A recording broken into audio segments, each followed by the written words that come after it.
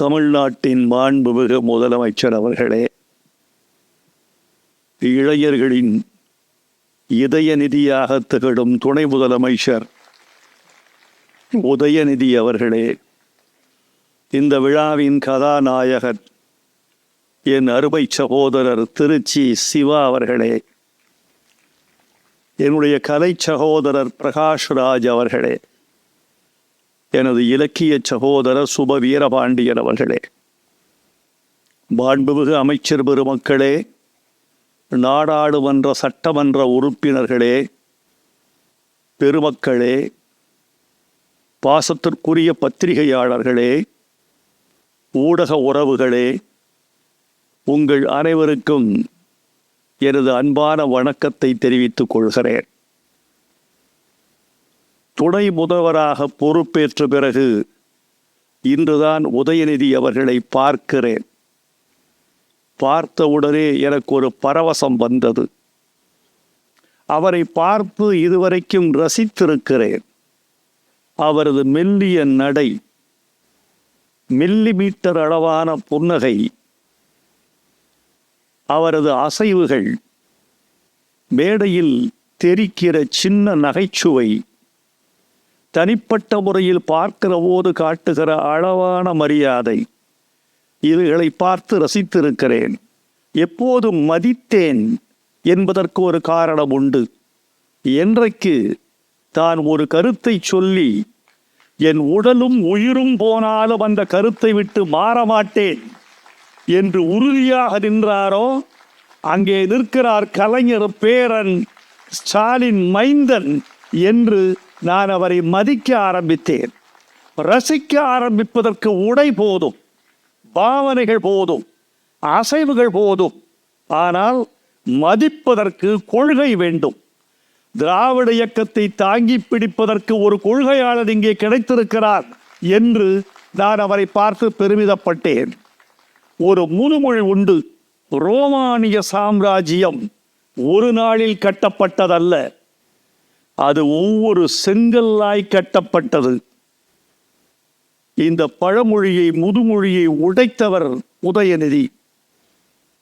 உதயநிதி சாம்ராஜ்யம் ஒரே செங்கல்லால் கட்டப்பட்டது, ஒவ்வொரு செங்கலாய் கட்டப்பட்டதல்ல, ஒரே செங்கல்லால் கட்டப்பட்டது.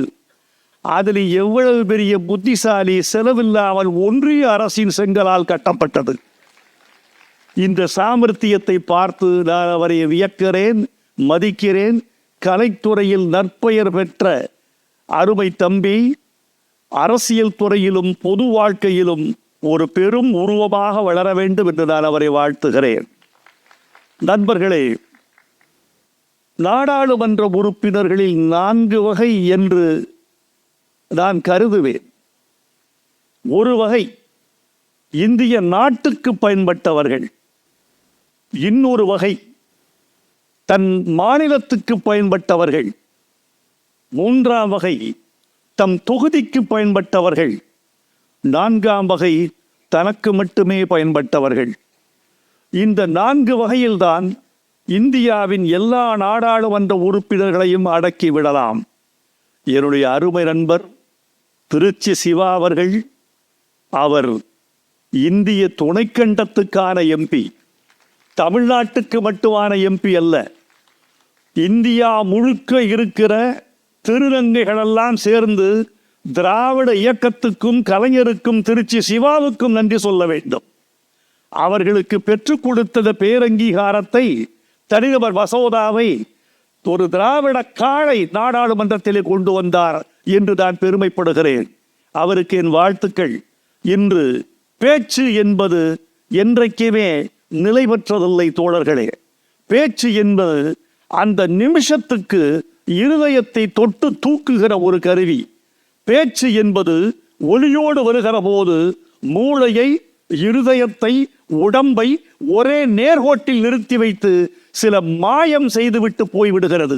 எழுத்துதான் நிலைக்கக்கூடியது, எழுத்துதான் அடுத்த தலைமுறைக்கு கடத்தக்கூடியது, எழுத்துதான் மேற்கோள் காட்டக்கூடியது, எழுத்துதான் வாசிக்கக்கூடியது, எழுத்துதான் மொழிபெயர்க்கத்தக்கது. இத்தனை பெருமைகள் கொண்ட எழுத்தினுடைய சாஸ்வதத்தை வாங்கி இன்றைக்கு 5 நூல்களாக வெளியிடுகிறார் திருச்சி சிவா. வெளியிட்டிருக்கிறார் தமிழ்நாட்டு முதலமைச்சர் அவர்கள். தமிழ்நாட்டு முதலமைச்சரை பற்றி இந்த நூலிலே ஓரிடத்திலே குறிப்பிடுகிறார் திருச்சி சிவா. அவர் மிசாவில் இருந்தது, அவருடைய தொண்டு தொடர்ச்சி எல்லாவற்றையும் போற்றி வருகிற திருச்சி சிவா ஓரிடத்தில் ஓர் எழுத்தை சொல்லி கடக்கிறார். அந்த இடத்தை என்னால் கடக்க முடியவில்லை. அவர் சொன்னது மிக எளிய வார்த்தை தான். ஒரு மனிதனை புகழ்வதற்கு அந்தாதி பாட வேண்டிய அவசியமில்லை, பரணி பாட வேண்டிய அவசியமில்லை, தேவாரம் திருவாசகம் பாட வேண்டிய அவசியமில்லை. ஒரு சொல் போதும். அந்த சொல் சத்தியத்திலிருந்து பிறந்திருந்தால் அதுதான் உச்சமான பாராட்டு என்று நான் நினைப்பேன். உதட்டிலிருந்து வருகிறதா, உள்ளத்திலிருந்து வருகிறதா என்று பிரித்து பார்க்கக்கூடிய ஒலி தொனி அந்த சொல்லிலே இருக்கும். அவர் சொன்னார், எனக்கு தெரிந்து என் தலைவர் ஸ்டாலின் அவர்கள் எடுக்கிற முடிவெடுப்பதில் அவர் எடுக்கிற முடிவை போல ஒரு சாமர்த்தியம் வேறு எதுவும் இல்லை. அவர் தப்பான முடிவை எடுக்க தெரியாது என்று சொன்னார். அதற்கு எடுத்துக்காட்டு நேற்று நடந்தது. தமிழ்நாட்டு மெட்ரோ ரயிலுக்கு ஒதுக்கப்பட வேண்டிய நிதி ஒதுக்கப்படவில்லை. எப்போது கிடைக்கும் என்று தெரியவில்லை. தட்டுங்கள் திறக்கப்படும் என்றார்கள். நம்முடைய முதலமைச்சருக்குத்தான் தெரிந்திருக்கிறது எங்கே தட்ட வேண்டும் மற்றும் எப்போது தட்ட வேண்டும். ஞானம் கருதினும் கைகூடும், காலம் கருதி இடத்தாட்சியின் இந்த முடிவோடு போனார். இது அள்ளி கொண்டு வந்து விட்டார். தமிழ்நாட்டு மெட்ரோ ரயில் தமிழ்நாட்டு மக்களின் வாழ்வியலையே புரட்டி போடுகிற ஒரு கருவியாக இருக்கும். அதற்கு நீங்கள் மூலமாக இருக்கிறீர்கள்.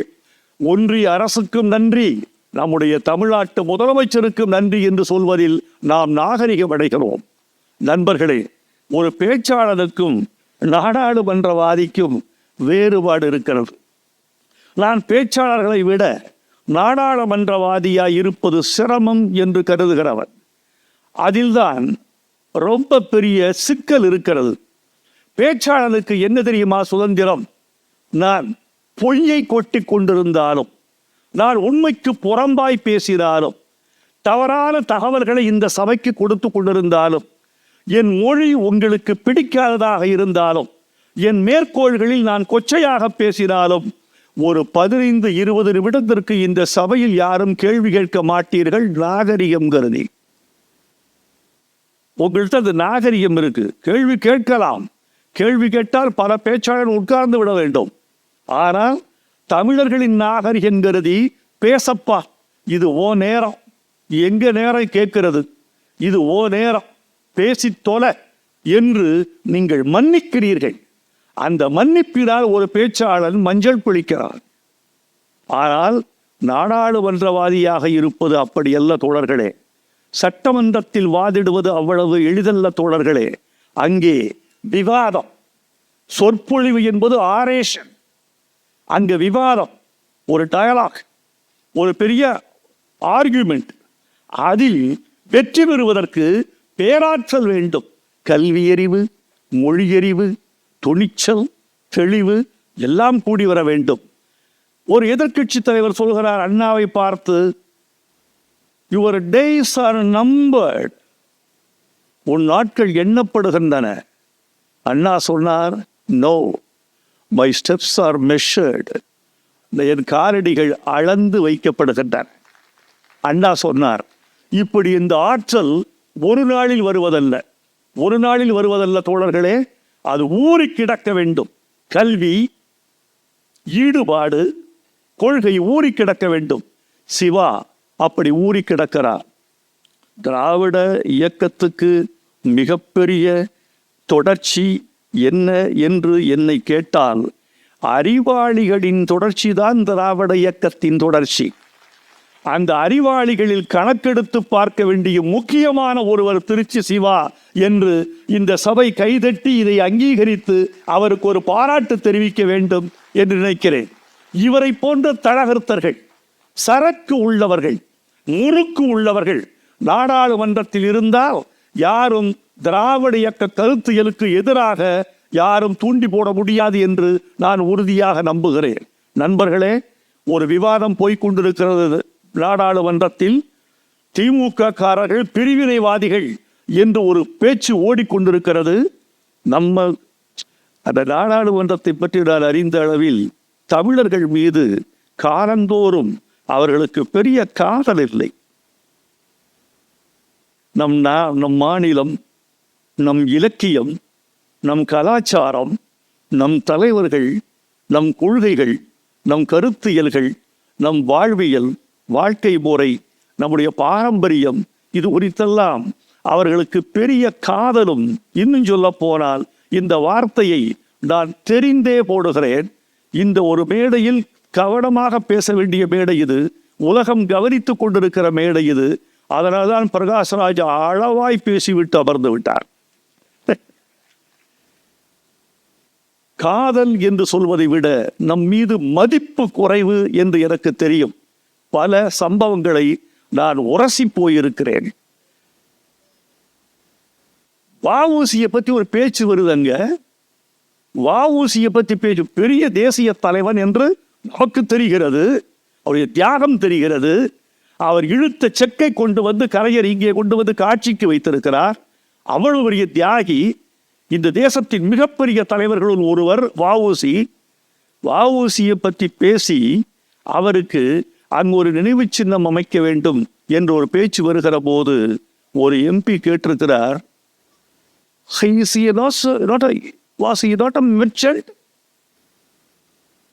அவர் ஒரு வியாபாரி இல்லையா, தலைவரா, தியாகியா? I was told he was a merchant. என்னையா நாம எப்படி கொண்டாடிக்கிட்டு இருக்கோம்? உடம்பே கேஞ்சு தோல் கிழித்து ஒரு மனிதன் தனி மனித செக்கு இழுத்து 4 மாடு இழுக்கிற செக்க ஒரு மனிதன் தன் தோழி இழுத்து, அந்த வ.உ.சியை பற்றி அவர்கள் கொண்டிருக்கிற கருத்து, he was a merchant. அவர் ஒரு வியாபாரி, கப்பல் ஓட்டுறதுக்கு வியாபாரம் பண்ணி பாம்பேல வந்து காசு வாங்கிட்டு போனாரு என்றுதான் கருத்து இருக்கிறது. இவர்களுக்கு மத்தியில் நீங்க போய் எப்படி உங்களை நிறுவுவீர்கள்? அப்படி நிறுவுவதற்கு திடசத்தம் கொண்டவனும், தெளிந்த சிந்தனையாளனும், போர்க்குணம் வாய்த்தவனும், மொழி ஆளுமை கொண்டவனும் எங்கள் சிவாவை போல 100 பேர் வேண்டும். அப்படி இருந்தால் நம்முடைய கலாச்சாரம் காப்பாற்றப்படும். சிவா உள்ள போறாரு, பிரிவினைவாதம் நடந்துகிட்டு இருக்கு, தமிழர்கள் மீது குற்றச்சாட்டு சொல்றார். எங்கள் அண்ணா சீன போர் வந்த பொழுது திராவிட நாடு பிரிவினையை கைவிட்டவர் எங்கள் அண்ணா. போர் வந்த பொழுது அள்ளி அள்ளி கொடுத்தவர் எங்கள் கலைஞர். நாங்கள் பிரிவினை பேசவில்லை, தனித்துவம் பேசுகிறோம். தனித்துவம் வேறு, பிரிவினை வேறு என்று எடுத்துக்காட்டிய சிங்கம் திருச்சி சிவா என்றால் அது மிக இல்லை. நாடாளுமன்றத்தில் பணியாற்றுவதும், நாடாளுமன்றத்தில் உரையாற்றுவதும், நாடாளுமன்றத்தில் வெற்றி பெறுவதும் அவ்வளவு எளிதல்ல தோழர்களே. அதாவது ஒரு கேள்வி கேட்பதற்கே ஒரு வாய்ப்பு வேண்டும்.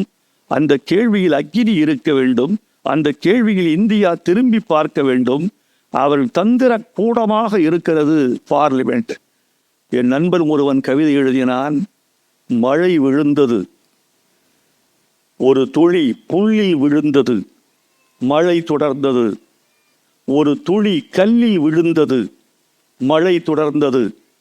ஒரு துளி சோலையில் விழுந்தது, மழை தொடர்ந்தது. ஒரு துளி சாலையில் விழுந்தது, மழை தொடர்ந்தது. ஒரு துளி பள்ளியில் விழுந்தது, மழை தொடர்ந்தது. ஒரு துளி பார்லிமெண்டில் விழுந்தது, மழை நின்று விட்டது.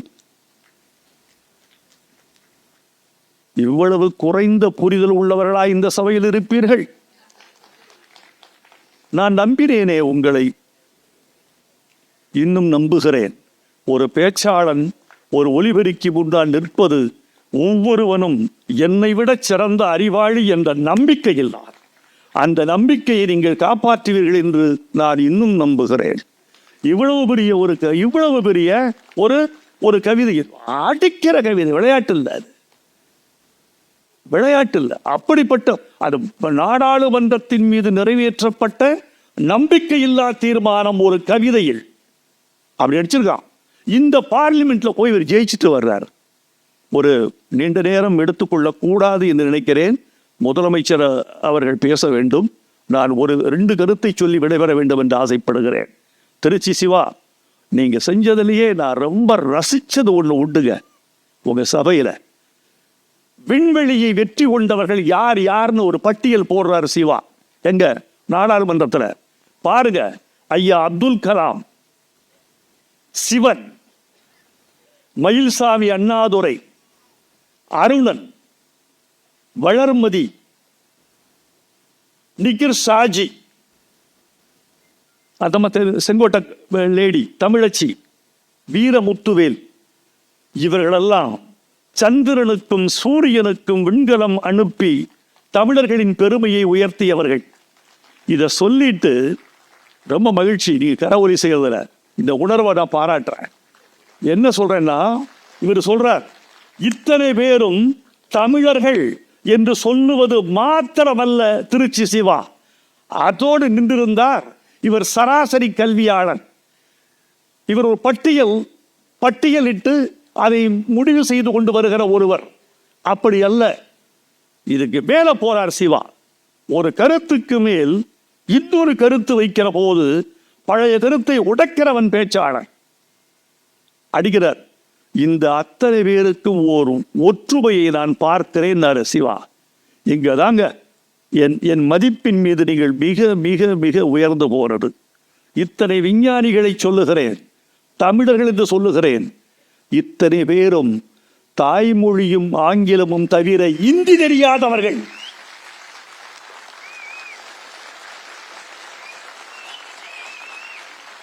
இவர்கள் யாருக்கும் இந்தி தெரியாது. தாய்மொழி வழி கற்றவர்கள், ஆங்கிலம் அறிந்தவர்கள். இந்த 2 மொழிகளை வைத்துக் கொண்டு இந்தியாவை மட்டுமல்ல, சந்திரனை வெல்ல முடியும், சூரியனை வெல்ல முடியும், விண்வெளியை வெல்ல முடியும், அத்தனை கோள்களுக்கும் ஆள் அனுப்ப முடியும். இது இந்தியால் சாத்தியப்பட்டதல்ல, எங்கள் தாய்மொழியால் சாத்தியப்பட்டது என்று நிறுவிய அந்த அழகு இருக்கிறதே, அது ஒரு பேச்சாளன் தான் இப்படியெல்லாம் சொல்ல முடியும். ஒரு பேச்சாளனாக இருப்பதற்கு ரொம்ப தகுதிகள் வேண்டும் தோழர்களே. எல்லாருமே பேச்சாளர்களா? பேச்சாளன் என்றால் இதோ ஒரு பேச்சாளர் இந்த மேடையில் பேசிட்டு இருக்கான். ரொம்ப நல்லா பேசுனீங்க சார், எப்படி சார் இப்படிலாம் ப்ரிப்பேர் பண்ணீங்க ஒரு நாள்ல? நல்ல பேச்சாளர் தெரியுமா சொல்லுவான், இந்த பேச்சுக்கு நான் 7 நாள் தயாரிக்கவில்லை தோழர்களே, என்னுடைய ஒட்டுமொத்த வயது 70, நான் 60 ஆண்டுகளாக தயாரித்து வருகிறேன். 60 ஆண்டுகள் தயாரித்தால்தான் 60 நிமிடம் பேச முடியும். ஒட்டுமொத்த வாழ்க்கைக்கு ஒருவன் தயாரிக்க வேண்டும். சோடா குடிக்கணும், தண்ணி குடிக்கணும் ஒரு பேச்சாளர் நினைச்சான்னா அதுக்கு ஒரு இடைவெளியை தயாரிக்கிறவன் நல்ல பேச்சாளன். அந்த ஏன்னா நீங்க கேட்டுக்கொண்டிருக்கிறீர்கள், நான் ஒரு தண்ணி குடிச்சா டைவர்ட் ஆகும், ஒரு சோடா குடிச்சா டைவர்ட் ஆகும். அது உங்க கவனத்தை சிதைக்கும், அது உங்களை சல்லைக்கு உள்ளாக்கும். அதனால் நான் தண்ணீர் குடிக்க வேண்டும் என்று நினைத்தால், சோடா குடிக்க வேண்டும் என்று நினைத்தால் நான் ஒரு இடைவெளி தயாரிப்பேன். சபையில் நீங்கள் 2 நிமிடம் கைதட்டுவதற்கு ஏற்பாடு செய்துவிட்டு தண்ணீர் குடிப்பேன். அந்த இடைவெளியில் நான் தண்ணீர் குடித்தால் உங்களுக்கு தோன்றாது. ஏனென்றால் உங்கள் கரங்கள் இயங்கிக் கொண்டிருக்கிற போது நான் என் தொண்டையில் இயங்கிக் கொண்டிருந்தால் தெரியாது, இயக்கத்துக்கு இயக்கம் சரியாய் போய்விடும். அப்படியெல்லாம் பேச தெரிந்த நல்ல நண்பர் திருச்சி சிவா. நிறைவு செய்யட்டுமா? இன்னும் பேச ஆசைதான். இப்படிப்பட்ட சபை கிடைக்குமா? ஒரு முதலமைச்சர் என்னையே கவனித்துக் கொண்டிருக்கிறார். துணை முதலமைச்சர் வைரமுத்துவை காதலிக்கலாமா என்று யோசிக்கிறார். பெரும் பெரும் பேச்சாளர்கள், விசுவ வீரபாண்டியர் அவர்கள், நம்முடைய பிரகாசராஜ் சீரிய சிந்தனையாளர், சரியான சிந்தனையாளர். ஒன்று சொல்லட்டுமா? ஒரு உண்மையை சொல்றேன். 20 படம் வந்தோடனே கலைஞரை நான் பார்க்க போயிட்டு, அவருக்கு முதல்ல அந்த படத்து மேல நல்ல நம்பிக்கை இல்லை, எல்லாம் அவருக்கு நெகட்டிவா சொல்லிட்டாங்க. ஐயா அப்படியெல்லாம் இல்லை. நீங்கள் உயிரோடு இருக்கிற போது ஒரு மணிரத்னம் உங்களுக்கு விரோதமாக எடுக்க மாட்டார். நான் சம்பந்தப்பட்டிருக்கிற போது உங்களுக்கு விரோதமாக எடுக்க விட மாட்டேன். நான் உங்க ஆளு, அப்படிலாம் பண்ண மாட்டார். ஒரு சம்பவம் வச்சிருக்கார், அவ்வளவுதான். உங்களுக்கு விரோதமாகவோ, உங்கள் உயர்வை குறைக்கிற மாதிரியோ, உங்கள் உயரத்தை தகர்க்கிற மாதிரியோ, உங்கள் பிம்பத்தை சிதைக்கிற மாதிரியோ அது எதுவும் இல்லை என்றேன். அப்புறம் படத்தை பார்த்தாரு. ஆமாம் வைரமுத்து, நீ சொன்னது சரிதான், ஒன்றும் இதான் இல்லையே, நான் பிரகாஷ்ராஜை பார்க்கணும்னாரு. ஒரு மெய்க்கலைஞர் இந்த இந்த ஒப்பனை கலைஞரை கூப்பிட சொல்றாரு. என்ன நான் கூப்பிட்டேன், பயந்துட்டாரு மனுஷன். பார்க்கல, அப்புறம் பார்த்துருக்காரு, என்கிட்ட சொன்னார், வாய் விட்டு கலைஞர் கேட்டதில்லை. இதை கேட்டு பிரகாஷ்ராஜை பார்க்கலாமா அப்படின்னு கேட்டார். இது ஒன்றும் பிரச்சனை இல்லையா, நான் சொல்கிறேன், கூட்டிகிட்டு வரேன் அப்படின்னு. அவ்வளவு ஆசைப்பட்ட கலைஞர் பிரகாஷ்ராஜ் இங்கே இருக்கிறார். இத்தனை பேச்சாளர் இருக்கிற சபையில் நான் சொல்லுகிறேன், நண்பர்களே, ஒரு செய்தி சொல்லுகிறேன். இந்த சபையை பார்க்கிற போது காதலாக இருக்கிறது. நான் நிறைவு கருத்துக்கு வந்து விடுகிறேன்.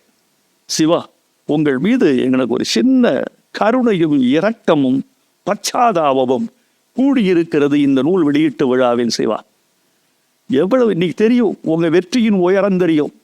ஒரு சிங்கம் மாதிரி தாடி வச்சுக்கிட்டு அதை அது வெளுக்க விடாமல் ஏற்பாடு செய்து கொண்டு, ஏன் வெளுக்க விட வேண்டும், என் இளமை தீரவில்லையே என்று ஊருக்கு சொல்லிக் கொண்டு ரொம்ப அழகா நீங்க இருக்கிறீங்க. இதெல்லாம் ரைட்டு. ஒரு விஷயம், இந்த படிச்ச உடனே என் கண்ணின் ஓரம் ஒரு ஈரம் எட்டி பார்த்து விட்டு போனது. நான் 3 மாதங்களில் தந்தையை இழந்தவன். நீங்க தந்தையை பார்க்காத ஒரு குழந்தையினுடைய மனநிலை ரொம்ப கொடூரமானது. தந்தை என்பவன் ஒரு குழந்தைக்கு நம்பிக்கை. ஃபர்ஸ்ட் ஆஃப் ஆல் ஒரு நம்பிக்கை, அவர் ஒரு தோள். அது போச்சு, விதவை தாயார் வளர்க்கப்படுகிறார். அதல்ல, அதுக்கு பிறகு இவர் செய்த மிக நல்ல காரியம், நான் ஆங்கிலம் படித்தது. அந்த ஆங்கிலம் படித்ததற்கு மூலம் IAS ஆக ஆசைப்பட்டது. நல்ல வேளை நீங்கள் IAS ஆகவில்லை. ஆகியிருந்தால் காத்திருப்போர் பட்டியலில் ரொம்ப காலம் நீங்கள் இருக்க வேண்டியிருக்க. நாடாளுமன்ற உறுப்பினர் ஆயிட்டீங்க. சொன்னாரு, IAS எழுத ஆசைப்பட்டேன், எழுதி தோற்றேன், முடியல, ஆனா நான் பொது வாழ்க்கைக்கு வந்துட்டேன். ஆனால் IAS ஆகவில்லை என்ற கவலை ஒரு நாள் தீர்ந்தது. எப்போ? இது என்ன அழகான அடி தெரியுமா? வாழ்க்கை இதுதான் திருப்பம். நல்ல பேட்டி, அதை ரொம்ப அழகா சொல்லியிருக்கு இந்த பேட்டியில. இந்த நூல் படிங்க, மொழி நல்லா இருக்கு. மொழி எப்படி இருக்குன்னா, ஒரு பனிக்கட்டியின் மீது ஒரு ஆப்பிளை உருட்டி விட்டால் எப்படி தடையற்ற வழியில் அந்த ஆப்பிள் சென்று எல்லையை தொடுமோ, அப்படி நடை இயல்பாக, சுகமாக, லயமாக, அப்படி மென்மையாக, தொட்டு தடவுகிற சுகமாக, ஒரு பிறந்த குழந்தையின் கன்னமாக இந்த நடை சன்னமாக என் மனதில் ஒலித்து கொண்டே இருக்கிறது. நல்லா இருக்கு, நடை நல்லா இருக்கு. தமிழ் கை வந்தவன், கரையற்ற தமிழ் படித்தவன் எப்படி தோற்று போவார்? அது சொல்றாரு, நான் IAS ஆகவில்லை என்ற கவலை எப்போது தெரியுமா தீர்ந்தது? IAS கொஸ்டின் பேப்பர்ல ஒரு கொஸ்டின் வருது. IAS தேர்வு எழுத போறாங்க பையங்க. அதுல ஒரு கேள்வி, கடந்த ஆண்டு நாடாளுமன்றத்தில் நிகழ்ந்த மறக்க முடியாத சம்பவம் என்ன? அதுல 90 பேர் எழுதுறா, 45 ஆண்டுகளுக்கு பிறகு திராவிட முன்னேற்றக் கழக உறுப்பினர் திருச்சி சிவா கொண்டு வந்த தனிநபர் தீர்மானத்தின் வெற்றிதான் மறக்க முடியாது. இது ஒன்று போதாதா? 1000 IASக்கு நீ சமமாயிடுற இந்த ஒரு கேள்வியில. வாழ்க, வந்தவர்கள் வாழ்க. இந்த புத்தகத்தை வாங்கி செல்லுங்கள், தயவு செய்து இந்த புத்தகத்தை படியுங்கள், கடத்துங்கள். புத்தகம்தான் இருப்பதில் மிக சுகமான ஒரு ஒரு ஒரு ஊடகம் புத்தகம். புத்தகம் எனக்கு எவ்வளவு பெரிய சுகம். ஒரு 20 ரூபா கொடுத்தா எனக்கு அட்லாண்டிக் கடல், ஒரு 100 ரூபா கொடுத்தா எனக்கு சூரியன், ஒரு 150 ரூபா கொடுத்தா எனக்கு சந்திரன், ஒட்டுமொத்த ரோம சாம்ராஜ்யம் எனக்கு 500 ரூபா. இவ்வளவு சீப்பா கிடைக்கிறது புத்தகம் மட்டும்தான். இந்த புத்தகத்தை வாங்குங்கள், திருச்சி சிவா, தொடருங்கள். நடுத்தர வயதில் இருக்கிறீர்கள், இன்னும் நீங்கள் உச்சம் தொடுவீர்கள். அதற்கு இந்த ஒட்டுமொத்த சபையின் கைதட்டலே சாட்சி. வணக்கம். வருக.